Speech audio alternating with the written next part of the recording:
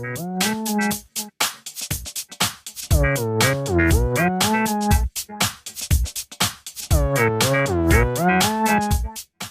everyone, my name is Jordan, also known as X-3. Today on Musical Monday, I want to show you guys how to use kind of like these chord automations in order to get ideas flowing and start going. I find it very difficult to write notes, so I'm going to show you guys how to create multiple different chords with one note. Check it out.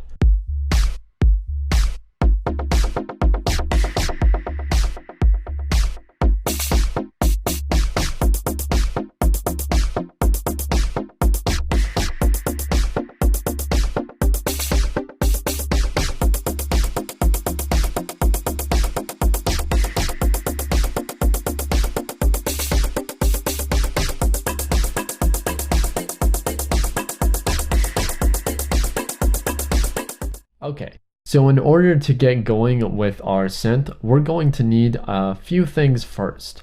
So I'm going to drop down my operator, since that is going to be the first thing. The second thing I'm going to be dropping down is an auto filter right off the bat, so that way we don't step over any boundaries when working with drums, in case you're working with drums. So I'm just going to prep this in advance, go to high pass.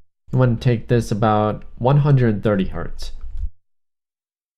That should be perfect for the drums, allowing just enough room. Other than that, I'm going to go over to my oscillator A and change this to a triangle. I'm going to go over to my envelope, and this is what controls a lot of the characteristics about this sound. So I'm just going to take the decay to about 350 Hz, or 350 milliseconds. Kind of spacey today. Other than that, gonna drop down a C note and just click and drag it all the way to the end of the clip and just allow this to continuously play. But I'm going to turn it down so that way we don't blow up our headphones. Okay, since this is being played every so often, I'm going to tweak the parameters. I'm going to go over to my oscillator B. I'm going to change this from this normal envelope and change it to 3.5 milliseconds and just bring the decay somewhere around there, about 54.6 milliseconds. So what this is causing is that, oh, don't forget to turn up your volume to about -15. So this is kind of creating like a pluck note, a very nice pluck note. So now that we have this, I'm basically going to take this clip down to 4 cuts. So at 1-2 it's going to end, 1-3, 1-4, and 1-5. If you can't see 1-5, it's after the 1-4-4. Okay, so that's pretty cool. But I want to get this going, so I'm going to drop down an arpeggiator. And I'm going to leave everything where it is. We just need this blank instance of the arpeggiator, so we can get things a little bit going faster. So other than this, we're going to get onto our chords. I'm going to click and drag by hitting tab and plopping this on the session view. I'm going to create 4 bars of this real quickly and just loop them around. So the one thing you have to be aware of with the chords is once you click in this shift box, it's going to create an automation lane. So we're going to need 3 automation lanes, and we have to make sure that you see this little gray box? This will tell us how many semitones we're up from the initial starting line. Okay, so next, do it for your shift number 2 and your shift number 3. So the differences in chord structures that I used are a simple set of 3 different spaced out signatures of notes. So what I mean by this is that I have it set at a particular amount when the chords hit. So this is just at basic C. if you're working with theory and major, you can use C major or C minor in with all the different parameters depending on what you have your note on. So since I have this on C, I'm going to take my first shift,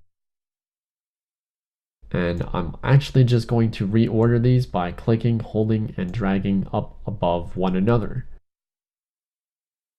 Still gonna make sure I'm in that initial 0 line with all 3.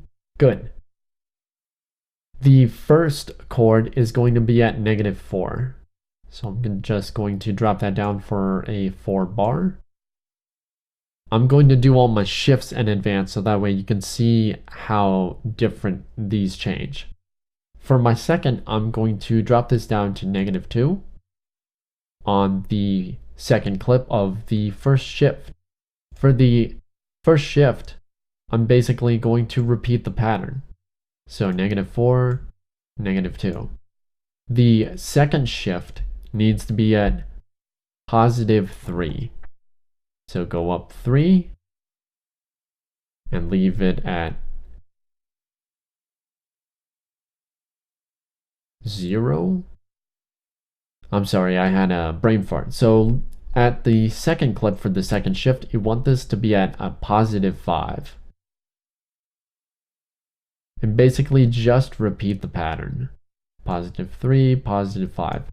For our third and final shift, I'm basically going to be dropping this shift down quite a bit. Well, actually not quite a bit. We're going to be using this as +5, my bad. Make sure you're in this little box so that way it doesn't overlap like this. And you draw in other parameters. So other than that, I'm going to use, we're going to use +5 on the first bar. On the second bar, we're going to use +2. Very interesting. I'm not sure why I chose these notes. I guess we'll find that out here in a second. So take a listen.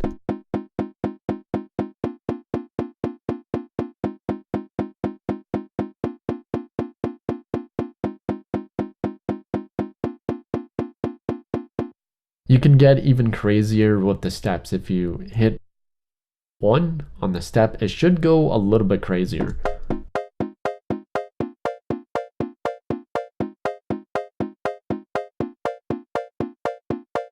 So this is just an idea of how you get your notation, or get an idea of how notation can go together better.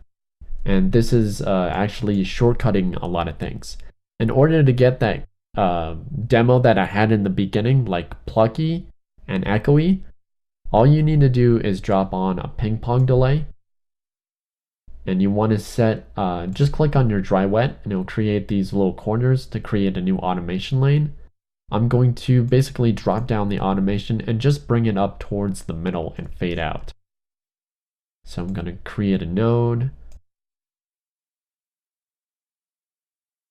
by using the draw tool to drop that one down to create 3 nodes for us to work with. You can double click to create another node. So I'm just going to make sure that ends, but drastically. So now let's have a listen, and I guess I'll check you guys out tomorrow for Tumble Tuesday. Thanks for following me, it really does mean a lot. Have a good one, and of course, peace.